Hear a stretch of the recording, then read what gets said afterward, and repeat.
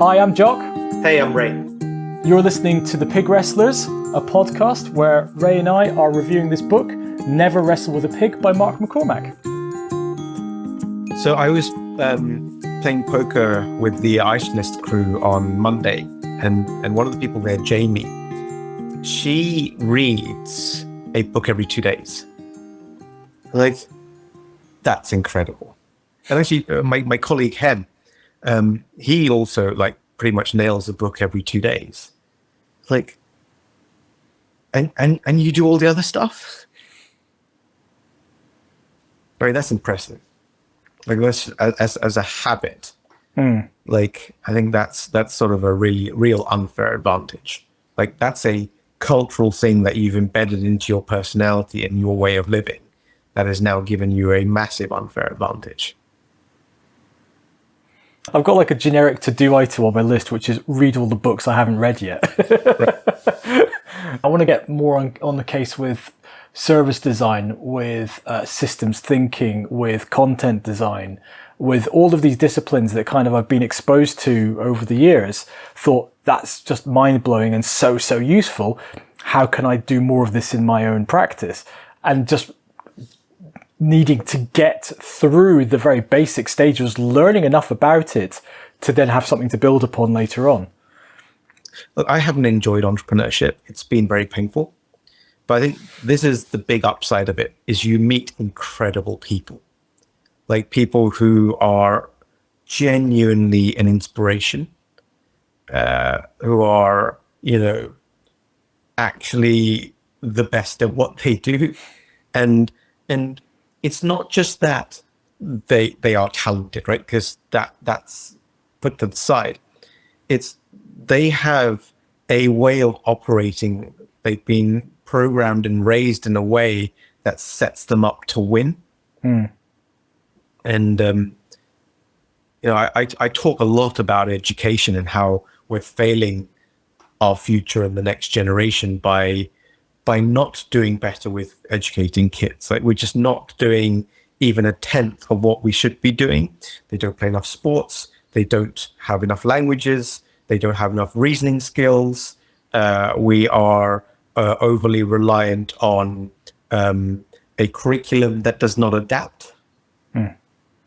There is no STEM really in primary and secondary education, right? They're not getting any transferable skills apart from in recreational activity, right? So if you are fortunate enough to have parents who want you to learn to program or take apart a machine or an engine or whatever, you're going to learn it. You are not going to pick that up in school. No way, no how.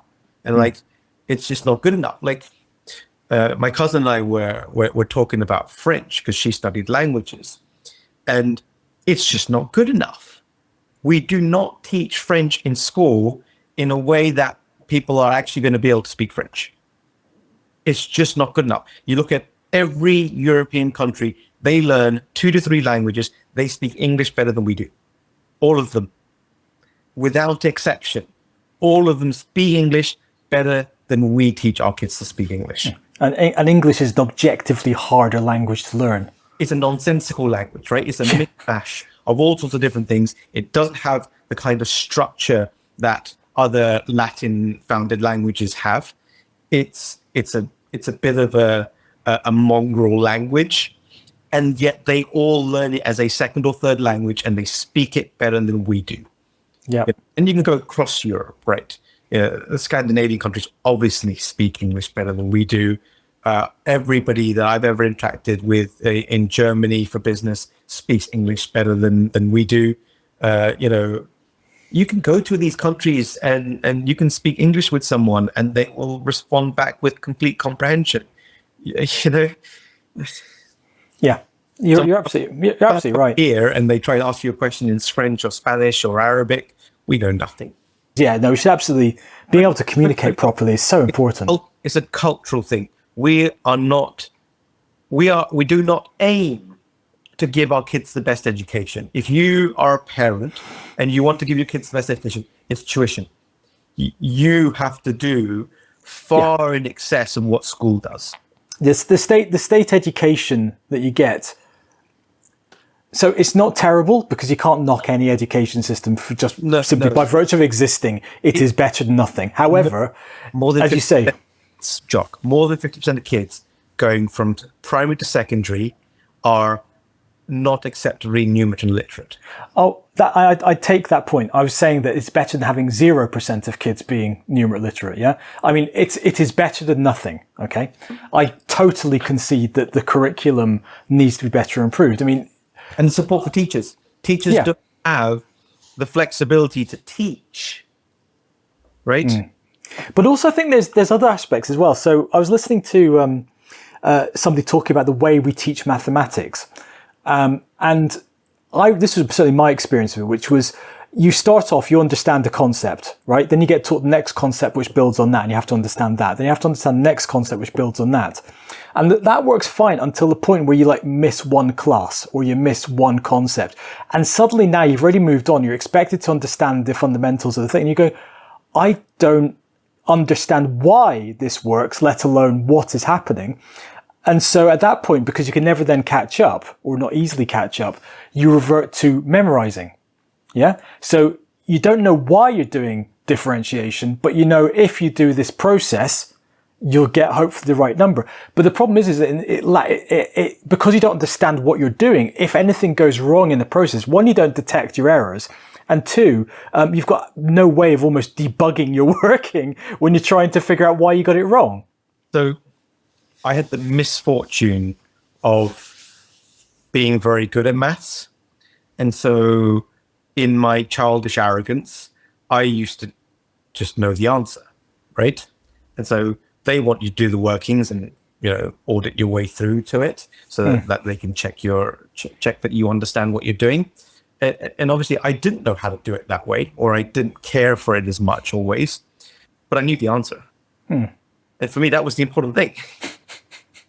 And it's because I had such a fundamental understanding of how it works, right? How the numbers are actually iterated and the poetry of numbers, right? The poetry of mathematics. And I just think we're doing a disservice to kids by not showing them how beautiful mathematics is, or how beautiful science or the humanities really are. I mean, we do a lot better at romancing the humanities, right? We do. But just spotting patterns and saying that there's a mathematical formula that can predict or explain this. Or indeed finding ones that are still to date unsolvable. Right. There's a really good YouTube channel called Veritasium, which I'm sure, given that he's got like 10.5 million subscribers, is well known to everyone else. I only came across this recently, but he essentially takes mathematics and physics problems, tells the story, so making it engaging and explaining sort of how it came to be or why it's an issue, then either solves it or explains why it can't be solved. This one was, can a propeller driven craft pushed by the air, can it go faster under its own power than the speed of the air itself? And the answer is yes, but it's completely counterintuitive. Watch the episode, we'll link it in the bottom. It's fantastic. But the fact that literally mathematicians, physicists are going, no, this is clearly impossible for the following reasons, here's the proof. And then you go, but we're proving it really does work in real life, and here's the actual mathematics and that makes it show that it's actually working. It's super interesting, but I love the fact that the professors of mathematics at various universities are going, no, this is nonsense, to the point where one of them said, look, I bet you 10 grand you're wrong, right? And he proved that professor wrong, got 10 grand, donated it to a STEM charity for kids. Just to lower the tone of the conversation, because that is very impressive. Have you ever seen the guys on TikTok who put like toy cars on a treadmill to see which is the one that stays on the longest? No, I've not. I've seen a lot of poorly thought through stunts where people essentially injure themselves by trying to jump on a treadmill. I think one of the Jackass films. Right. So basically, people injuring themselves for the benefit of humanity. Well, and I don't think it's the benefit of humanity. I think it's for the humor of humanity. Well, okay, fine. But anyway, just seeing a bunch of them in a line in full, like, kind of American marching band getup, trying to walk onto a treadmill that's going at full speed with, like, the bass drums and the tubas and the trumpets and everything. It's funny, but it's also the one that hospitalized more of them than any other stunt. Treadmills are very dangerous pieces of equipment. Yeah, no, just trying to get on, like, it's like that. It's like there's like a Beavis and Butthead episode years and years ago, and like the treadmills on full speed, and they just go and just whips them into the wall. That's pretty much what happens in real life. Very cool. Anyway, so yeah, good. Jackass and Beavis and Butthead. Surely it's uphill from here. Yeah, the education stuff. I think, when was it that Khan Academy really rose to prominence? But it was a revelation, right? That this guy managed to put an educational series onto YouTube that transformed people's view of, actually, you know what? This stuff can be taught. And it can be, a la carte, right? You can take what you want. I mean, that is the saving grace for any educational system at the moment, which is there is so much, if you can filter out the dross, there's so much good content by people who genuinely want you to, benefit from knowledge and have really put the effort into production values to make sure that what they're putting together is quality educational broadcasting on YouTube. But it doesn't matter, Jock. It's a cultural thing. I'll give you another example. So here in the UK, we've talked about this before, we do not give children who are being pushed in sports an academic education, right? We pull them out of academia so that they can focus on becoming a footballer or whatever other sports person. And they don't do that in the US. You must achieve your grades if you're going to progress in your sporting career. Romelu Lukaku, he's a Belgian footballer who came to Chelsea and was a Chelsea youth prospect. He wasn't seen as the finished article, so he was loaned out a few times. He did really well for West Brom. And then when it came time for Chelsea to choose their next striker, they looked him over and they sold him to Man United. Man United did fairly well with him at front. He was not still seen as the finished article, so he went to Inter Milan under Antonio Conte, who is a very heralded manager for player coaching, like personally getting players to be better. Lukaku's now come back. He's come home to Chelsea. He destroyed Arsenal at the weekend. And all the commentary is, this guy is saying he's gone to Italy and he's learned to become a better footballer. And the other commentators who say, yes, I played in Italy. Every child learns that it's their personal responsibility for them to improve the game. It's not the coach's responsibility. It's their personal responsibility to improve their game.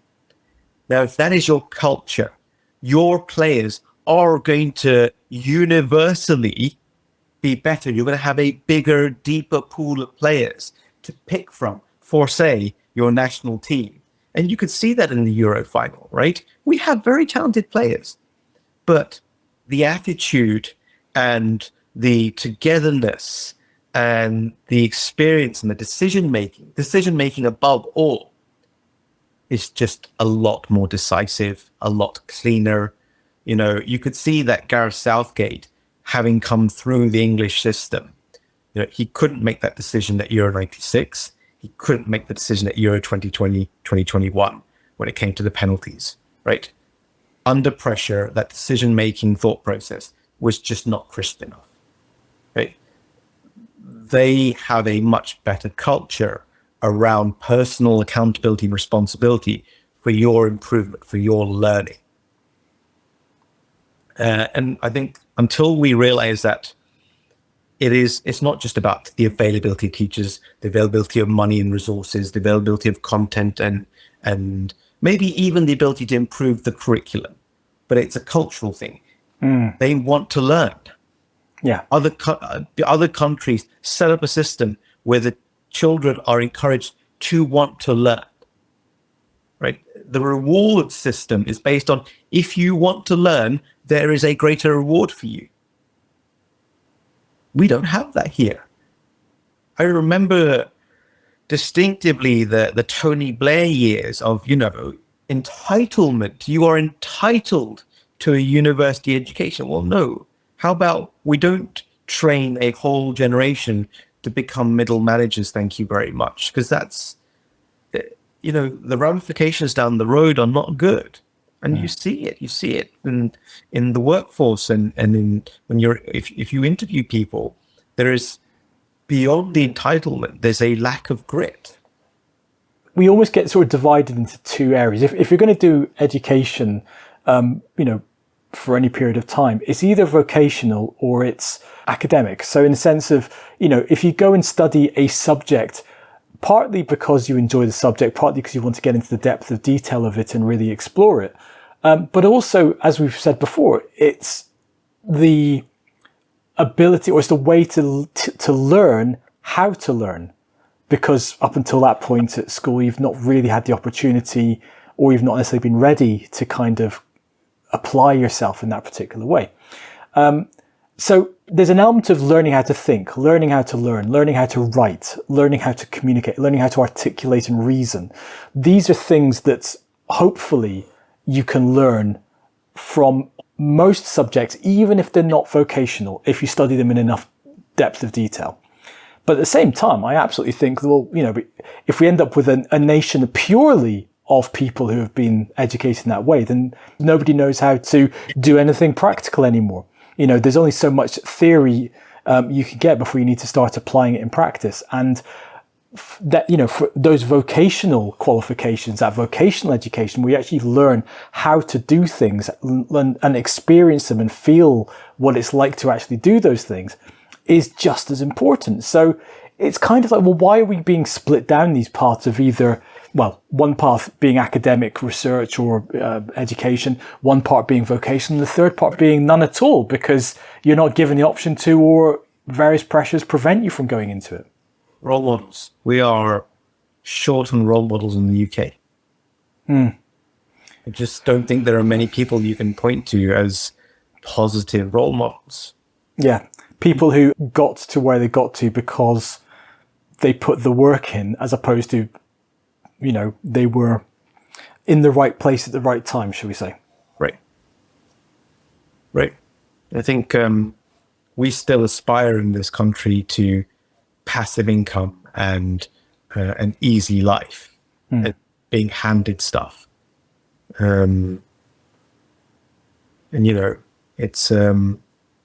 It's endemic in our culture right now. There's a deep entitlement across the generations.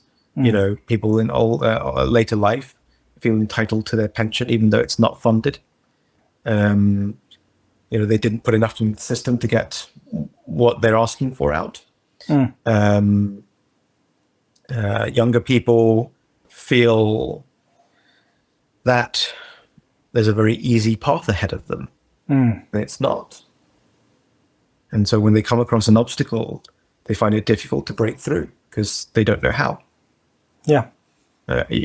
Considering, what I've been doing for the last sort of 5-6 years with helping people into home ownership, beyond not understanding because they don't do their own research, right? 0% of people that I speak to do their own research, which is amazing in itself. But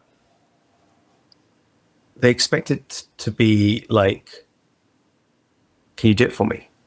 Yeah. Like, do the hard work, like pound the pavement, get out the building. So we've spoken to people like Max McCann and other people who have absolutely put the legwork in to get to the position where they're enjoying success. And I just kind of wonder where this sense of entitlement, which is like, I've not put any work into it, yet I still expect to get a really good result at the end of it. Where's that coming from? A lack of models. Or is it actively role models, on telly or wherever else that are kind of setting that example of everything's a lot easier than it seems? Okay, so let's take the US, right? US has an incredible sporting culture, right? It's not an accident, right? It's in school. It's in college, right? It's on TV. Like throughout your life, you are exposed to it, right? Initially as a school kid, then a high schooler, right? You are surrounded by people who are put into programs of excellence. You understand it takes hard work. You are shown in front of your eyes that it takes hard work and dedication and sacrifice to achieve, right? It is in their culture to be excellent, to work for it. They have a almost constant bombardment of sensory overload of it takes hard work and grit and dedication and determination for you to be excellent. By the way, you can do it. We believe in you. You can. It just takes hard work. He might be better than you. She might have more than you. But if you put your mind to it, and it is mental, if you put your mind to it, you can be better. You're listening to the Pig Wrestlers podcast. We're meant to be reviewing the book Never Wrestle With A Pig by Mark McCormack, but we don't always get around to it.